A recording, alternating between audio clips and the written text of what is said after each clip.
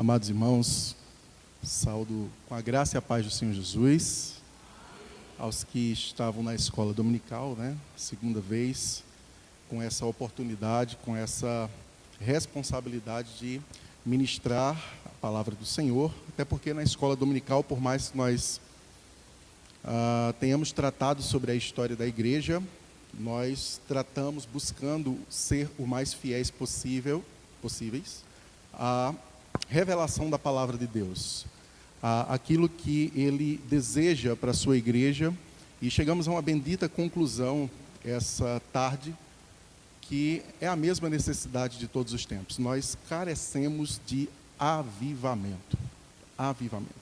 E vimos também que esse avivamento, ele não vem através de estratégias muito complexas, mas através da simplicidade do Evangelho, ele nos revela que esse avivamento ele vem por um desejo implantado pelo Espírito Santo no coração do seu povo, de geração a geração, quando ele assim decide avivar a sua obra.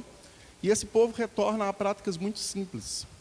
A prática do retorno às Escrituras e perseverar na doutrina, que nós falamos muito a respeito disso, que não é apenas o conhecimento intelectual e conceitual sobre as Escrituras, mas uma predisposição para aquilo que nos for ensinado através da autoridade da Escritura ser obedecido no nosso dia a dia.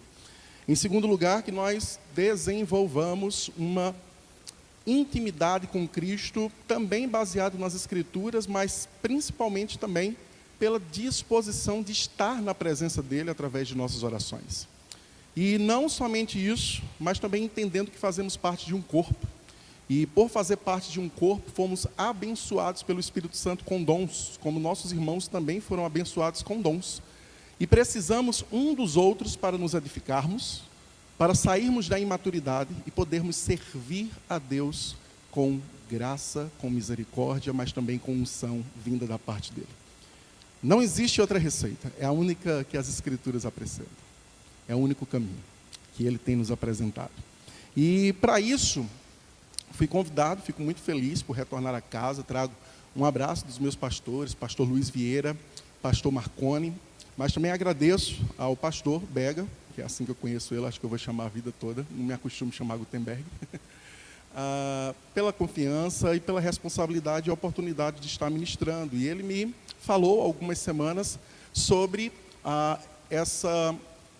esse ensejo da Igreja Metodista no mês de setembro, onde se comemora mais um ano de atividades sobre esse ministério do ensino da palavra, muito bem representado pela escola dominical. Claro que não é apenas da Igreja Metodista esse ministério, muitas outras igrejas têm lançaram mão ao uso da escola dominical como um momento oportuno para poder estar ensinando para seu povo a sã doutrina. Porém, nós viemos passando por muitos anos de desvalorização desse ministério, da presença, da frequência. Talvez seu coração possa dizer que aquilo que você escuta na escola dominical de alguma forma não seja mais relevante para o seu dia a dia. Enfim, temos algumas expectativas que precisam ser sanadas e saradas através daquilo que eu mencionei para vocês. O retorno para as Escrituras e a conferência, se de fato as perspectivas de relevância para a nossa vida de fato são embaçadas pela Escritura Sagrada. E para isso, meus irmãos, para falar sobre essa importância da escola dominical, a importância desse ministério, eu venho falar um pouquinho para vocês sobre a revelação, que talvez, vejo eu no meu coração, seja algo que tem trazido muita confusão, muita coisa equivocada a respeito de qual será a minha fonte para que eu obedeça a Deus. Nós temos muitos tipos de revelação, muitas lícitas, algumas não lícitas e uma que é suprema sobre todas, a palavra de Deus. Então é isso que eu quero ministrar para vocês, um pouco sobre a revelação do Filho e sua palavra, baseado no texto que eu peço para os irmãos abrirem, Hebreus capítulo 1. Nós vamos ler do versículo 1 até o versículo 3.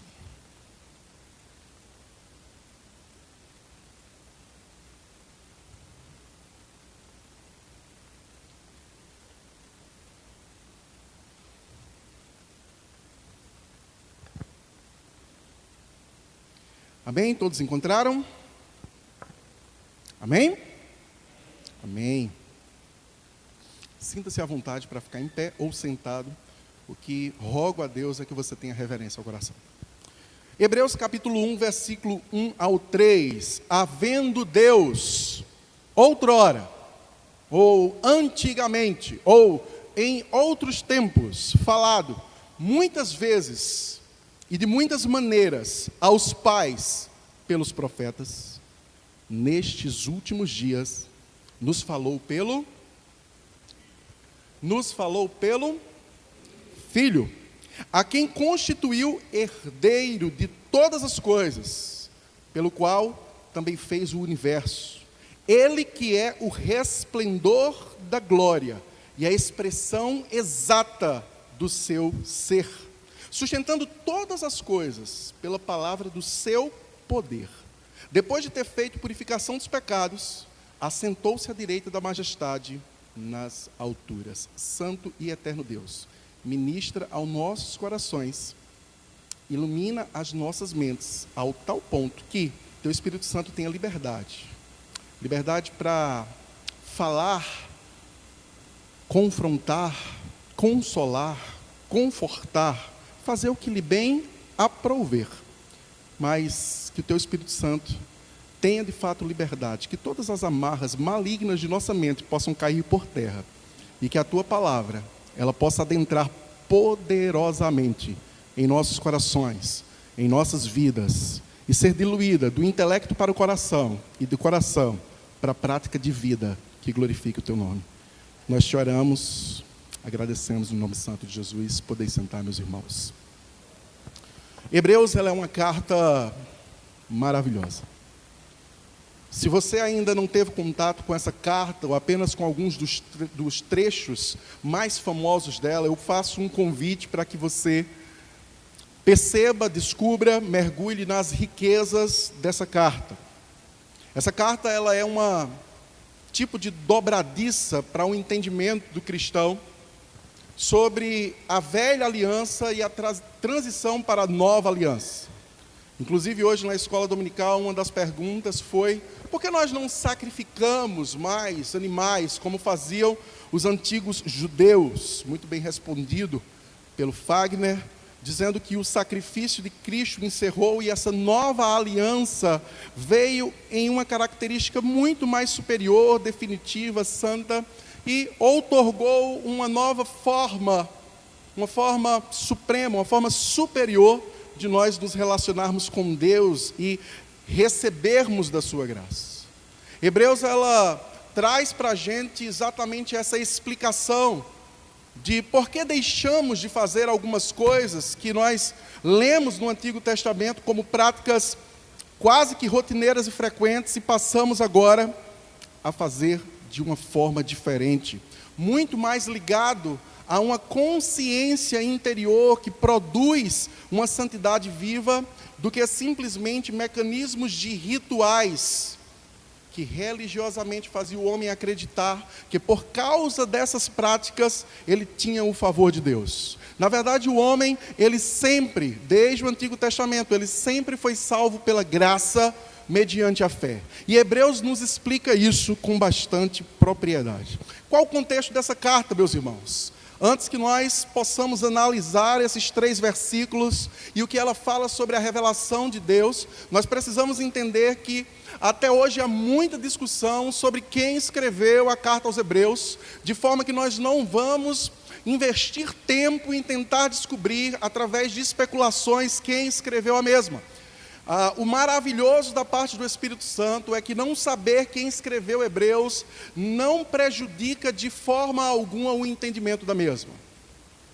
Segundo lugar, os destinatários de Hebreus, da carta aos Hebreus, do autor de Hebreus que escreveu essa carta, nós podemos saber pelo contexto, pelo texto que é escrito, que muito provavelmente se tratava de um grupo de judeus que se converteram ao cristianismo. Tiveram a pregação apostólica, receberam o bom evangelho, converteram as suas vidas, passaram a fazer parte de uma comunidade de fé, mas nos primeiros anos da fé cristã, se asseverou sobre toda a população cristã sobre a terra grande perseguição. E com esses irmãos não foi diferente. Perseguição essa que começou a trazer para o coração dos hebreus, para esses destinatários, um certo pesar. Provavelmente as principais dúvidas desses homens, dessa comunidade era: será que Deus não está nos castigando porque nós abandonamos os rituais, nós abandonamos os sacrifícios, nós abandonamos a adoração no templo, acreditamos na pregação apostólica e agora vivemos unicamente pela fé, somos justificados pela fé, mas agora essa perseguição parece mostrar que Deus está irado para comigo. E essas pessoas são tentadas em seu coração a abandonar a sua fé. Um nome que nós damos para isso é apostasia, abandonar a fé em Cristo. Pois bem, sabendo disso, o autor aos Hebreus, de uma forma inspirada, divinamente inspirada, mas com uma habilidade argumentativa tremenda, ele vai argumentar, utilizando os próprios escritos do Antigo Testamento, de que o judaísmo, na qual eles estavam tentados a retornar e abandonar a Cristo, naquele momento não poderia mais promover para eles aquilo que eles esperavam, o favor de Deus. Através de uma argumentação muito sólida, ele vai provar através do próprio escrito do Antigo Testamento, que esse escrito apontava para Cristo, de tal forma que o judaísmo não estava mais em continuidade, mas ele foi consumado na pessoa de Jesus Cristo. E de tal forma que abandonar Cristo e retornar para o judaísmo se tratava de um retrocesso, se tratava de abandonar a fé, se tratava de sair do único local seguro de fato que nós possamos estar durante todas as nossas vidas, na presença de Deus. Porque quem nos fornece segurança não é o Estado. Quem nos fornece segurança não são as nossas casas com cercas elétricas. Quem nos fornece segurança não é o nosso dinheiro que pode contratar seguranças. A nossa segurança vem unicamente de uma pessoa, a presença consumada e prometida, de qual estaria até a consumação dos séculos, a pessoa de Jesus Cristo. Só existe segurança verdadeira na presença de Jesus Cristo. A presença que Ele promove é tão superior a qualquer segurança que o mundo pode oferecer, que Ele diz que nem o nosso principal inimigo, a morte, pode prevalecer sobre a segurança que Ele oferece. Ele diz: aquele que crê em mim, ainda que morra, viverá. Esse é o Cristo que o autor de Hebreus vai apresentar para esses homens. Eles estavam tentados a voltar a essa segurança social, abandonando Cristo para isso. Então o autor de Hebreus, sabendo da perseguição que os fazia pensar em desistir, expondo o texto do Antigo Testamento, mostrando, apontando para Cristo, faz com que eles percebam que, na verdade, não era a perseguição que os tentava de fato a desistir, mas era a imaturidade no conhecimento de Cristo que os convencia a desistir. De tal forma que o principal perigo da carta aos Hebreus, do autor dos Hebreus a esses destinatários, não era a perseguição social, mas era porque essas pessoas um dia se converteram, um dia se aproximaram da comunidade de fé, mas elas não desenvolviam a sua fé pela compreensão profunda de quem é Cristo. Era a preguiça espiritual de se manter na superficialidade do conhecimento de Cristo. De tal forma, meus irmãos, que ele vai utilizar uma tese que se repete por toda a carta. A tese é apresentar um dos ritos, ou um dos pontos fortes do judaísmo, e argumentar sobre a superioridade de Cristo. Nos 3 primeiros versículos que nós lemos, ele começa com essa tese, mostrando a partir do versículo 1 e dizendo o seguinte: havendo Deus outrora falado muitas vezes e de muitas maneiras aos pais pelos profetas, nestes últimos dias nos falou através do Filho. De tal forma que você precisa perceber que existem sim diversas formas da revelação de Deus. Existem, sim, variadas formas proporcionadas pela multigraça de Deus de se revelar por toda a história ao homem. Mas ele atenta o coração dessas pessoas que a revelação provinda de Cristo é superior a toda e qualquer outra revelação que Deus já tenha feito com o ser humano. Havendo Deus outrora falado muitas vezes e de muitas maneiras aos pais. E como Deus falou de muitas maneiras aos pais? Ele falou através de sonhos. Ele falou através de visões. Ele falou através de experiências pessoais. Pergunta nosso coração afligido por essa verdade. Quer dizer que tudo isso morre? De forma alguma. Se Deus utilizou essa forma de revelação, lícita ela é. A questão do autor de Hebreus é que, de alguma forma, essas revelações perderam vigor, porque uma forma de se revelar muito mais clara surgiu. Não é que Deus não possa utilizar de forma pessoal e restrita, dentro da sua experiência particular, uma revelação através de um sonho. Ele continua sendo o mesmo, como foi ministrado no louvor. Mas nós, a partir do momento que conhecemos a Cristo e percebemos que Ele é a revelação exata, a expressão exata do ser de Deus, precisamos agora, através dessa concepção, sermos orientados de uma coisa. As revelações que outrora aconteceram, precisam ser subjugadas pela revelação na pessoa do Cristo. Por qual motivo? Porque a revelação do Filho é mais clara, é completa, é eterna, é referência, e ela serve como manual de fé, pela característica, identidade e essência da mesma. É isso que nós vamos observar durante essa mensagem e reflexão. Então, meus irmãos, há uma revelação plena, perfeita e superior. Primeiro eu gostaria que vocês abrissem a palavra de Deus, porque aqui o texto ele fala sobre a revelação da pessoa do Filho. Mas eu gostaria que você visse o veredicto do Filho sobre o manusear da revelação que eu quero apresentar para vocês, alguns motivos de se apegar a ela.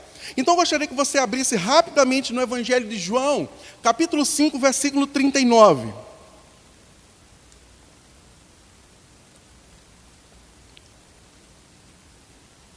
João, capítulo 5, versículo 39, é um testemunho do próprio Cristo, do próprio Filho de Deus, onde ele aponta para nós, aponta para a sua igreja, aponta para o seu povo, que uma revelação, de fato, estaria trazendo de forma muito mais completa a sua vontade e a expressão do seu ser.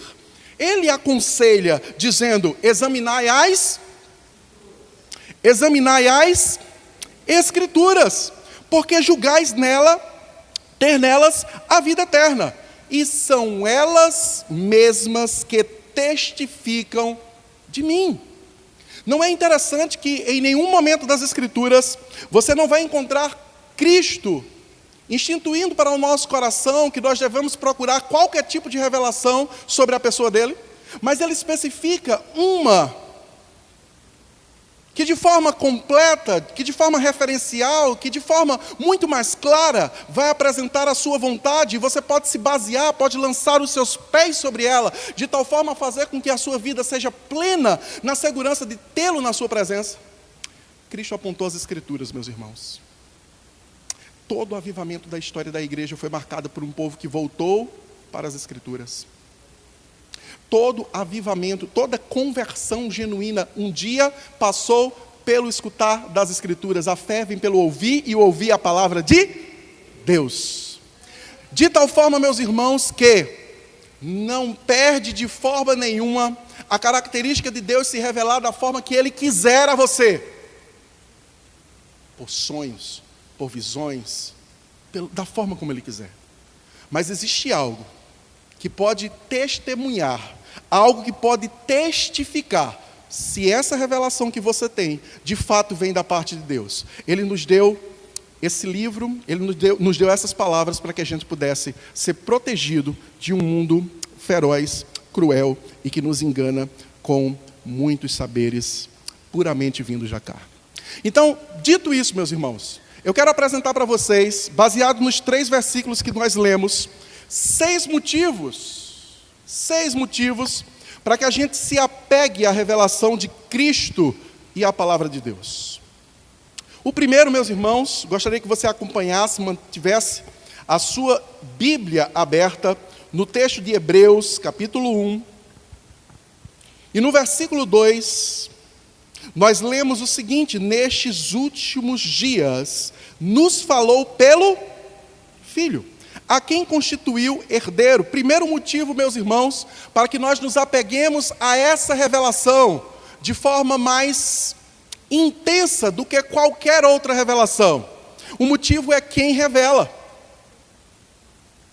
O primeiro motivo é quem está revelando a palavra de Deus. Diz Paulo em Timóteo: toda a Escritura não é parte da Escritura, porque você vai escutar alguns ministrantes de Satanás dizendo que é necessário que se atualize as Escrituras. Mentira, engano de Satanás. Toda a Escritura é divinamente inspirada. E por que ela é assim? Pela fidelidade, pela verdade, pela santidade de quem a revela. Cristo é a palavra e a palavra é Cristo. De tal forma que a palavra, o escrito que nós temos, não consegue contemplar todo o Cristo, porque o Deus que nós servimos é infinito. A palavra é finita, nós temos ainda muitas maravilhas para conhecer de Deus e do Cristo, mas de capa a capa, toda a informação que você tem nela a respeito de Cristo, é a verdade que divinamente Ele inspirou para as nossas vidas. Primeiro motivo para que você se apegue: quem revela. De tal forma, meus irmãos, que se você fizer uma comparação breve com as outras formas de revelação de Deus, nós conseguimos entender o porquê Deus providenciou a palavra para o seu povo. Porque muito facilmente, meus irmãos, quando nós temos experiências divinas, e não estou de forma nenhuma negando que isso possa acontecer, eu não sou cessacionista, eu sou continuista em relação aos dons, mas há muitas expressões no nosso meio de que, notoriamente pela comparação com as Escrituras, são reprovadas como tipo de revelação de Deus. Muitas vezes é fruto da carnalidade de um coração que se arrogou de si mesmo e se sente mais Deus do que o próprio Deus que disse que ela serve. E ela fala apenas traficando a glória de Deus, como se falasse por Deus, mas fala unicamente o que quer.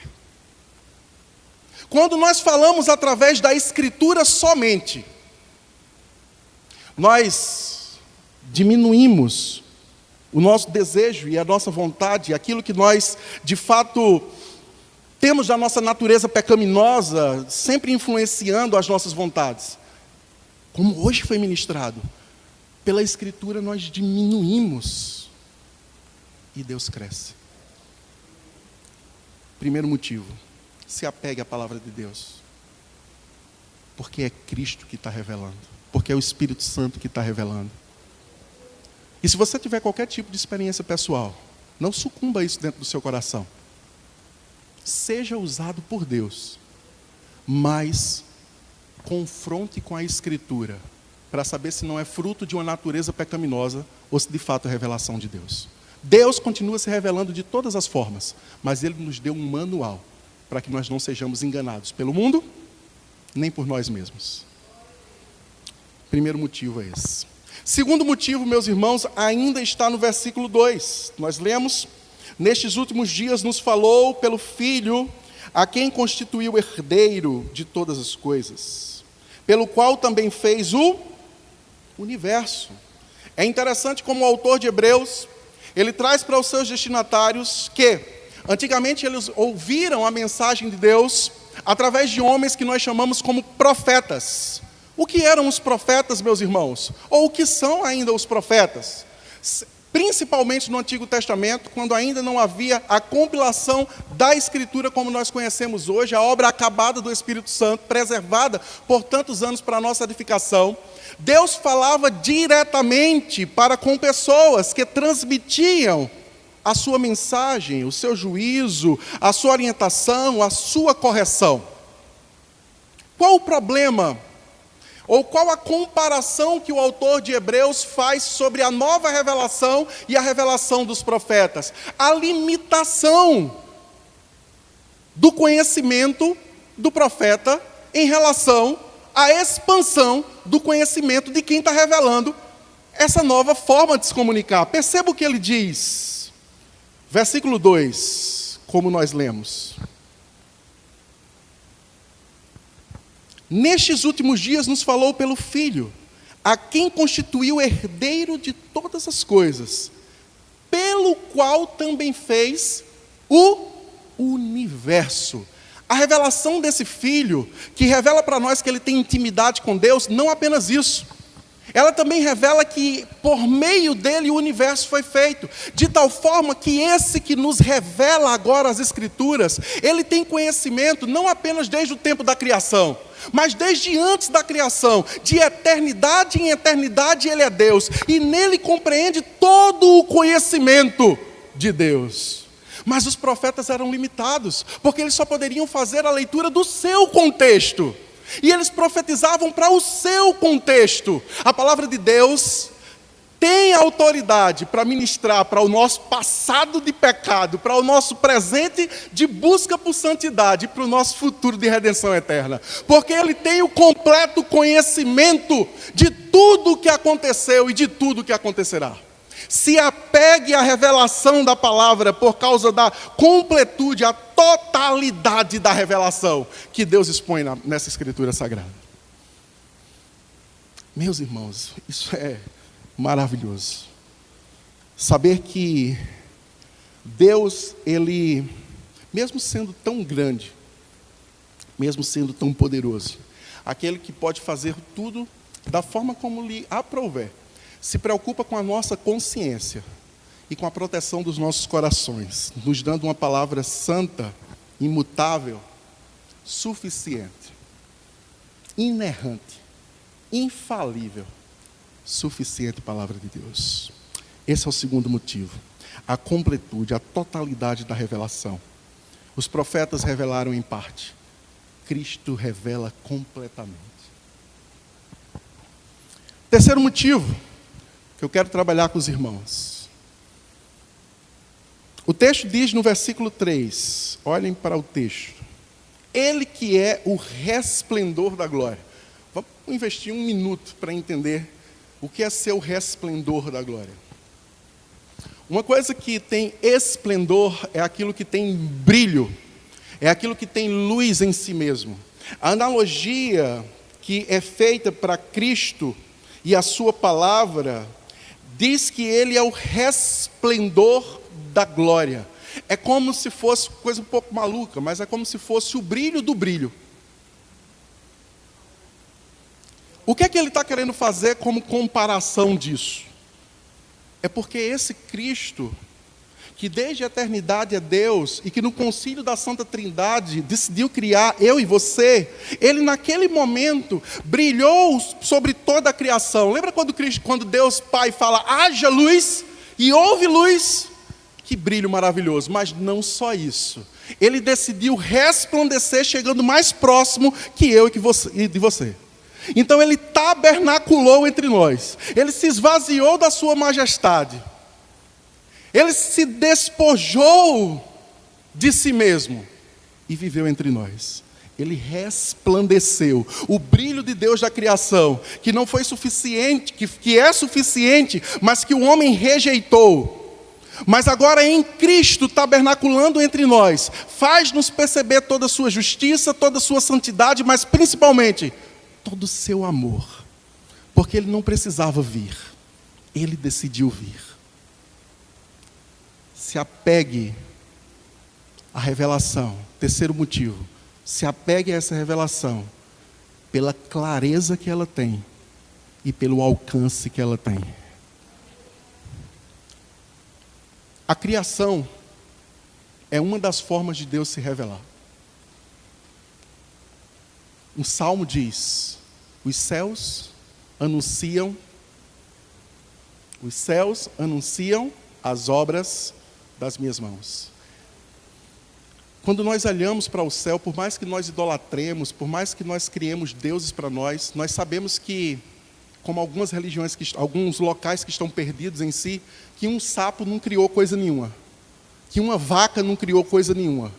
Se a gente for refletir, a gente consegue perceber em nós mesmos que existe algo muito maior para que seja feita toda a criação. Só que a criação, por mais que revele a Deus, ela não tem a capacidade de converter o meio do seu coração. Porque ela não conta para nós o que Cristo fez na cruz. É por isso que foi necessário ele resplandecer.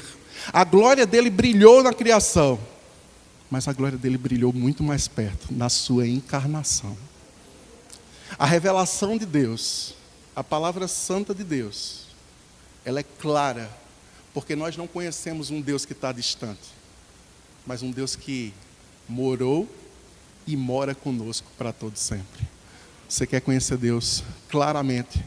Ele é a expressão exata do ser de Deus.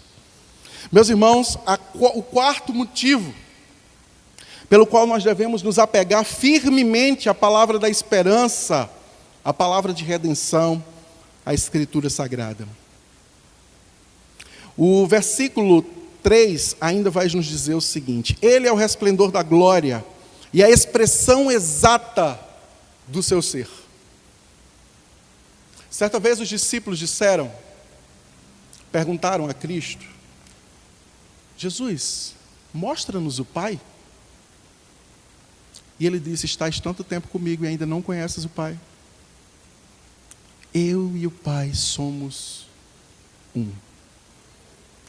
Ele é a expressão exata do ser de Deus. Essa palavra, nesse texto, ele é tirada de um contexto de moedas que eram replicadas no Império. Ele está falando que Cristo, de fato, não é um ser à parte de Deus, mas ele, de fato, é a réplica exata de Deus. Ele utiliza essa expressão. De tal forma, meus irmãos, que sabendo dessa verdade, o quarto motivo que eu trago para o seu coração se apegar a essa revelação, o quarto motivo que eu trago para que você olhe para a Escritura Sagrada e decida fazê-la parte da sua vida, é que ela tem precisão suficiente para nos mostrar Deus, a ponto de servir de referência de vida para qualquer atitude, fala, escolha que você fizer na vida. A Escritura é precisa em revelar Deus. A Escritura é precisa em revelar a vontade de Deus. As outras formas de revelação, por mais que sejam lícitas, elas carecem de que você imagine, de que você deduza o que Deus quer falar com você. A palavra é direta, reta, corrige, exorta, ensina, conforta, consola. Cristo é a expressão exata. A palavra é precisa para nos servir de referência.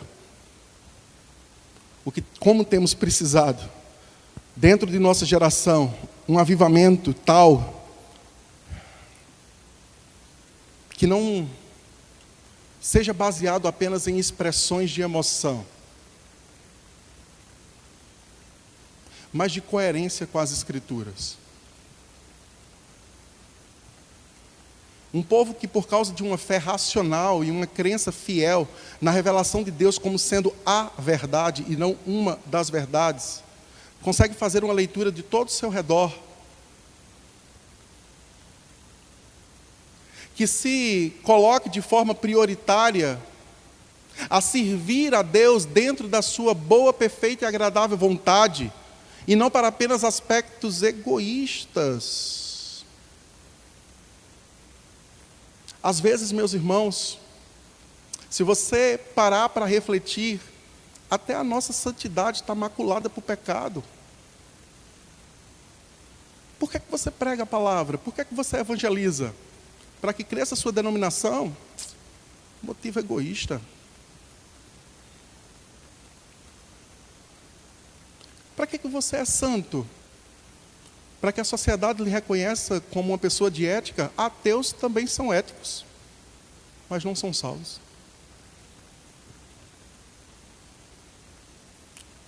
Como foi perguntado hoje à tarde, por que algumas pessoas querem tanto apenas o status de crente? Eu vou responder para vocês. Porque elas não leem a Escritura. E elas pensam que ser crente é viver num parque de diversões. Sem compromisso.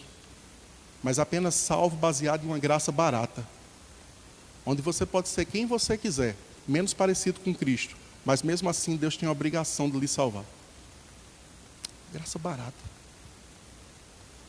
Graça barata, meus irmãos. A palavra de Deus mostra que o slogan que nós escutamos muito por aí, ser crente é fácil, é mentira. Você sabe qual é uma das experiências mais verídicas que mostram a autenticidade da fé do cristão? É quando não tem arrepio nenhum. É quando o seu coração parece que não consegue escutar a voz de Deus. Quando você ora, mas aquela resposta não aparece. Quando o mundo se cerca ao seu redor, transformando todas as possibilidades em impossibilidades. E a sua fé, que é crer naquilo que se espera, ter convicção, é suficiente para lhe manter na fé. Essa é uma das maiores provas de autenticidade da sua fé. Mas nós estamos substituindo isso por confissões positivas, onde a gente precisa materializar aquilo que a gente diz que tem fé, para mostrar que a gente tem fé. Ah, por que você tem fé? Olha, eu disse sim, eu vou comprar um carro novo, eu vou comprar um carro novo, eu vou comprar um carro novo. Puf, apareceu. Ah, tem fé suficiente. Por que eu orei da mesma forma e não consegui? Porque você não tem fé suficiente. Essa mesma carta, no capítulo 11, vai falar sobre homens e mulheres do qual o mundo não era digno, que morreram em sua fé, sem nunca ver a sua promessa concretizada. Se apegue à palavra de Deus, para que você conheça aquilo que você diz ser. Nós não precisamos de expressões emocionais, porque expressões emocionais não convertem pessoas.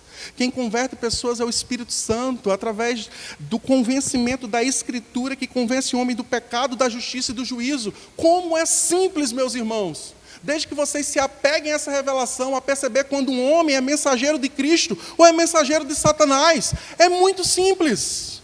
Ele prega sobre pecado, justiça e juízo. Ele está sendo usado por Deus para alertar sobre o fogo eterno que já sucumbe nos seus pés.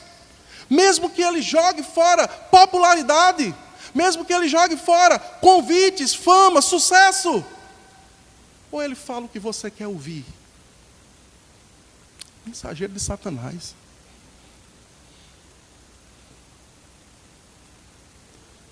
Nós precisamos ouvir a santa palavra de Deus para despertar nós fé. Fé de que pode haver ainda avivamento, como a gente falou hoje à tarde. Fé que sim, mesmo dentro das nossas limitações, o Espírito Santo que habita em nós, nos leva e nos capacita a fazer a boa obra de Deus. E eu não estou falando só pregar em púlpito, tem muito mais coisa para fazer fora do púlpito do que no púlpito.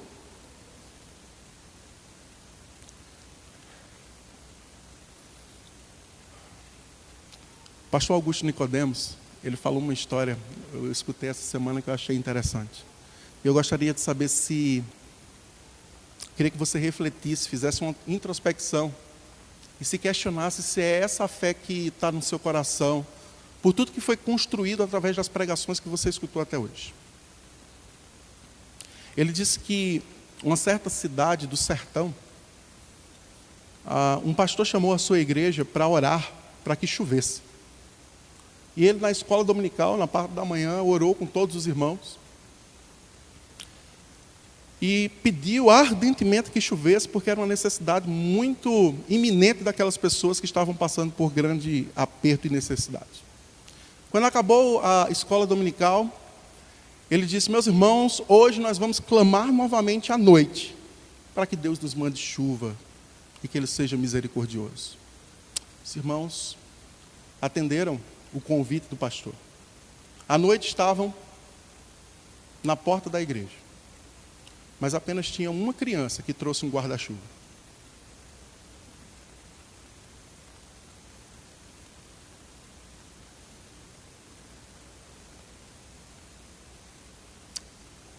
A gente precisa dessa fé.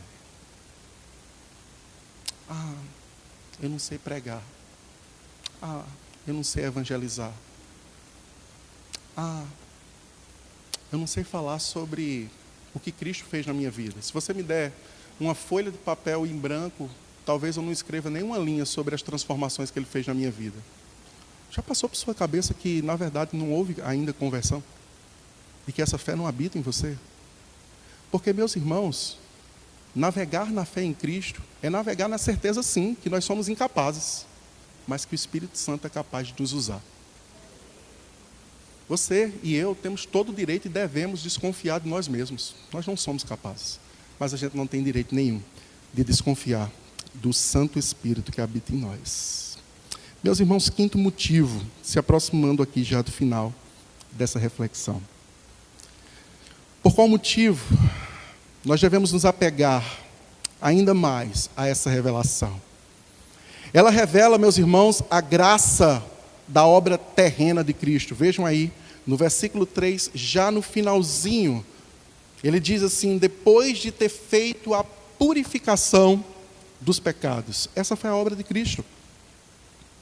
Ele fez o que nenhum dos nossos esforços eram capazes de realizar. Não adianta, meus irmãos, caridade, pensando que você vai produzir justiça suficiente para a sua salvação.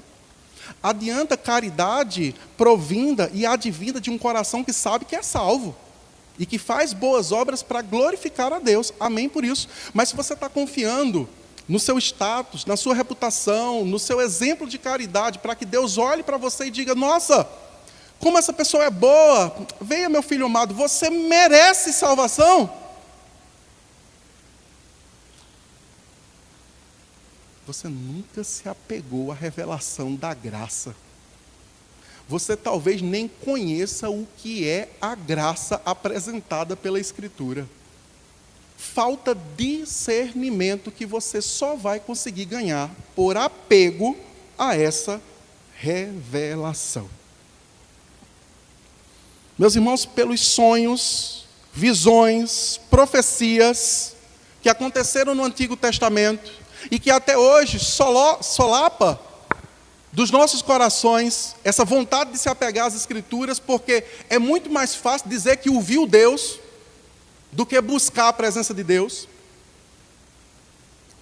Eu alerto os irmãos que através desse tipo de revelação, quando o Cristo veio, ninguém reconheceu.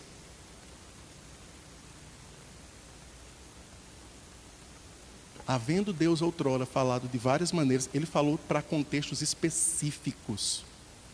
Mas por eles não terem se apegado à revelação escriturística, conhecer qual é a vontade de Deus, qual é a obra de Deus, qual de fato é a promessa de Deus, Cristo veio e ninguém conheceu. Ninguém reconheceu que Ele era o Cristo. Eu quero dizer para vocês mais uma coisa.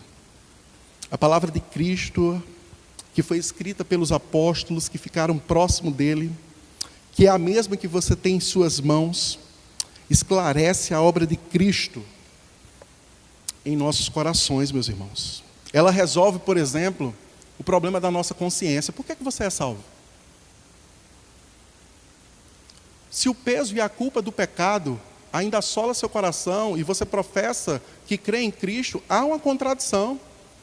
E você nunca teve, de fato, a paz provinda do sacrifício de Cristo. Você precisa conhecer mais a Escritura. Sabe como é que isso se revela muito fácil no meio protestante? Assim: você conhece a graça, meu irmão? Conheço a graça.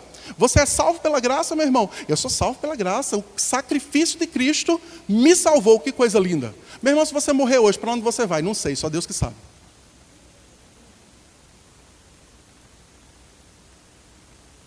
O apóstolo João, ele escrevendo sua carta, ele diz: escrevi essas coisas para que tenhais certeza que tendes a vida eterna.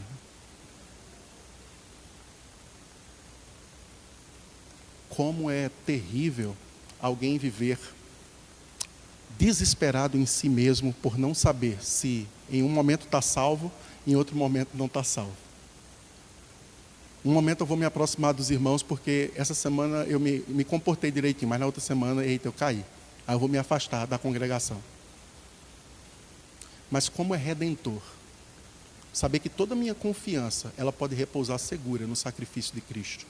E esse sacrifício também não apenas o transforma em meu Salvador, mas também é gracioso para comigo para ser meu Senhor.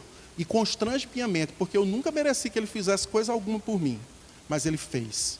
E isso impõe ao meu coração um constrangimento tal, que diz para Ele em sinceridade e quebrantamento de coração: Senhor, me livra de mim mesmo e me faz ser parecido mais contigo, porque eu não aguento mais ser o que eu era, eu quero ser o que Tu és. Se apegue à revelação, para que você conheça a obra de Cristo. Último motivo, meus irmãos. No final do versículo 3, o texto diz que Ele assentou-se à direita da majestade nas alturas. Isso significa dizer que depois da purificação dos pecados, depois de sua obra terrena, Cristo partiu para uma obra celestial. Apegue-se à Escritura para que você descubra a revelação da esperança e da segurança que é empreendida em nosso coração por conhecer a obra que Cristo está fazendo hoje.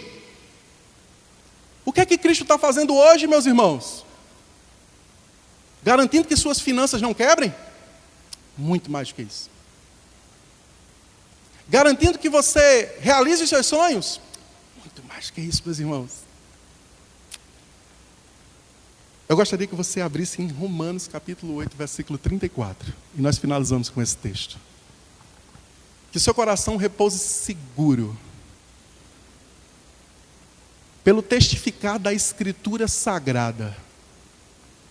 E que você reflita nas orações, no seu cristianismo, na fé que você tem manifestado sobre a terra, ao saber o que Cristo continua fazendo por você.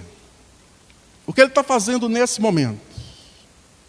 Diz assim Romanos capítulo 8, versículo 34.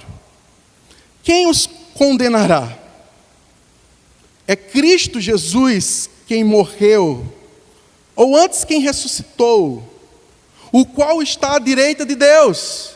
O que é que o autor de Hebreus disse? Depois de ter purificado os nossos pecados, assentou-se à direita de Deus, à direita de sua majestade. E o que Ele está fazendo à direita de Deus? Intercedendo por nós. Por que que você está seguro nas mãos de Cristo? Por que você está seguro nessa revelação, nessa promessa? Porque ela não pode falhar. O Deus que você serve não promete e não cumpre. Se apegue à palavra de Deus. Nela há correção, nela há consolo, nela há conforto, nela há esperança, que toda alma precisa, pois iminentemente, todos nós, independente de quem sejamos, pobres ou ricos, bonito ou feio, magro ou gordo, a nossa alma algum dia passará pelo vale da sombra da morte. Nossa alma um dia passará pelas tribulações que esse mundo oferece. Nossa alma um dia passará pelas tempestades que assolam o nosso coração. A Escritura diz que, mesmo que você esteja passando pelo vale da sombra da morte, o seu pastor, ele vai lhe guiar a um dia ensolarado, a um dia que você vai recomeçar. E acredito eu que eu vi uma mensagem de Bega nesses dias. O amanhecer de um novo dia. Foi você? O amanhecer de um novo dia é como sussurrar de Deus aos nossos olhos, aos nossos ouvidos. Recomece. Você tem uma nova chance. e eu estou com você. Apegue-se à palavra de Deus. Ela foi nos dada para a nossa edificação. Ame a palavra de Deus, em nome de Jesus. Que Deus possa abençoá-los como tem abençoado, no nome santo de Cristo.